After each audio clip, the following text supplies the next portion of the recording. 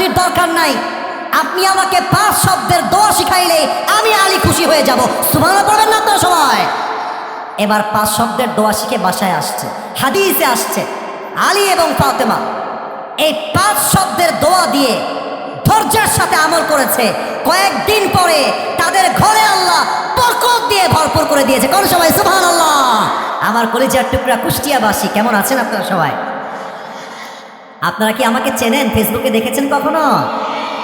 আমাকে যুবকরা একটু খুব ভালো করে চেনে, ওদের অধিকার নিয়ে কথা বলি তো, তাই যুবকরা আমাকে একটু ভালোবাসে বেশি, আমি যুবকদেরকে একটু ভালোবাসি বেশি। আত্মার কানেকশন, হার্ট কানেকশন। আমি কি বুড়া নাকি রে বাবা? আমি বুড়া না, আমিও যুবক, তোমরাও যুবক। অতএব আজ কথা বলবো কাউকে ভয় করে নয়, যা হক কথা তা বলবো। যে বাধা দিবে তার পিঠের চামড়া একটাও থাকবে না আজকের মাহফিলে। ভূমিকাতে 3টা কথা বলে আমি আমার মূল তাফসীরে ফিরে আসতে চাই। আমার কথা কি বোঝা যায়? তো কথা না বলি বুঝি কেমন বেলা? কথা তো কতি হবে, বোঝা কি যায়? বলেন সবাই, ভূমিকায় আমরা কয়টা কথা বলতে চাই? আওয়াজ আসেনি ভাই, জোরে কতি হবে, কয়টা? আরে কুষ্টিয়ার মাটি তো কাপুরুষের মাটি নয়, আমার সামনে কাপুরুষের বাচ্চা নয়, সব বীরপুরুষের বাচ্চাগুলো আমার সামনে বসে আছে। আওয়াজ যেন আসতে না আসে, আরেকবার জিজ্ঞেস করি, বলেন সবাই কয়টা? 1 নাম্বার কথা, অনেকের গায়ে লাগতে পারে, একটু মাজায় গামছা বেঁধে নেন। আমি হক কথা বলতে চাই, আপনার গায়ে লাগলেও বলবো, আপনার গায়ে না লাগলেও আমার ক্ষতি হবে ভাই, এটা আমার দায়িত্ব ভাই। 1 নাম্বার কথা, আগামী ফেব্রুয়ারি মাসে নির্বাচন হতে পারে বলে আমরা ঘোষণা পেয়েছি, অ্যানাউন্সমেন্ট পেয়েছি। আমাদের মুসলমান হিসেবে প্রথম দাবি, বিগত সরকার দেখেছি, শাসন দেখেছি, রাজনীতি আমরা দেখেছি, সব আমরা অবজারভেশন করেছি। 1 নাম্বার দাবি, আগামী বাংলাদেশে আমরা কোনো নারীকে ক্ষমতার চেয়ারে আর দেখতে চাই না, প্রথম দাবি। সেকেন্ড দাবি, আমরা বাংলাদেশে এমন একজন প্রধানমন্ত্রীকে দেখতে চাই,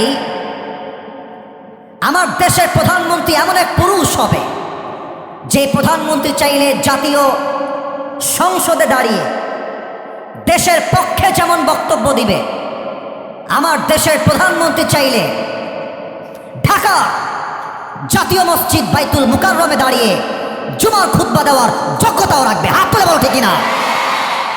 3 নাম্বার দাবি, আমি জানি না আমার যুবক ভাইয়েরা আমাকে ঠিক কত জোরে বলবে, বাট আমার মনে হয় ইমান থাকলে আজকে পুরো মাঠটা ঠিকের আওয়াজে কেঁপে উঠবে। দেখা যাক তোমাদের আওয়াজ কতটুকু আমার কানে আসে। আগামীর পার্লামেন্ট চলবে আল্লাহর এই কোরআন দিয়ে।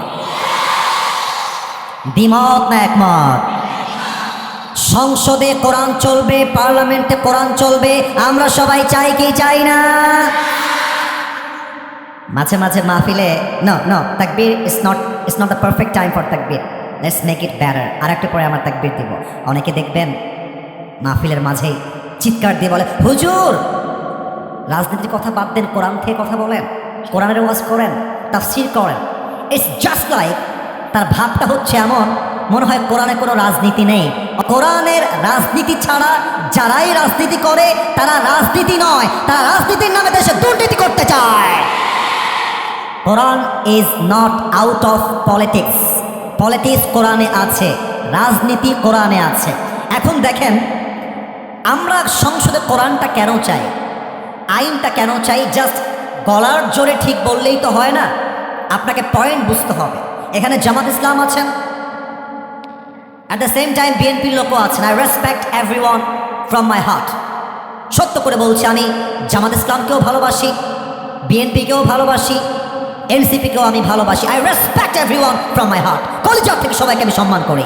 বাট আপনি যদি কোরআনকে না চান, কোরআনের আইন পাশ করতে না চান, কোরআনের রাজনীতি করতে না চান, আপনি যতই বলেন আমি মুসলমান ঘরের সন্তান, আমি আসিফ হুজুর পাথর খোদাই করে লিখে দিব, আপনি নামে মুসলমান, আপনি কাজে মুসলমান হতে পারেন নাই। আচ্ছা এবার কথা, আমরা হুজুররা কোরআন দিয়ে সংসদ চাই কেন? মুসলমানরা কোরআনের পার্লামেন্ট চায় কেন? আমি যুক্তিযত, একদম যুক্তিগত কথা বলছি।